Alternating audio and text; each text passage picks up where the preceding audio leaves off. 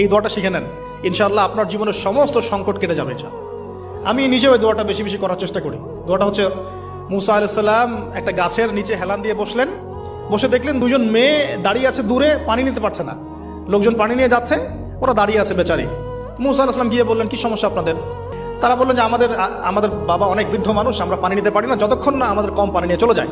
তো মুসা আলাইহিস সালাম একটু বললাম না, ফিজিক্যালি খুব স্ট্রং ছিলেন, থাকে না বডি বিল্ডার, সামনে গিয়ে কথা বলে সরো পানি দিতে দাও, তখন মানুষ একটু মূল্যায়ন করে না।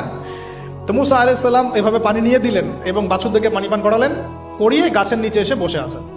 বসে বসে তিনি দোয়া করছেন, এই যে দোয়াটা তিনি দোয়া করছেন, রব্বি, একটা নেক কাজ করলেন না, মানুষের উপকার করলেন, নেক কাজ করে এসে গাছের নিচে বসে দোয়া করছেন, আল্লাহ এখানে তো আমার খাবার পানি বাসস্থান কিছুই নাই, আমি কি করব? রব্বি ইন্নি লিমা আনজালতা ইলাইয়া মিন খায়রিন ফাকির, রব্বি ইন্নি লিমা আনজালতা ইলাইয়া মিন খায়রিন ফাকির।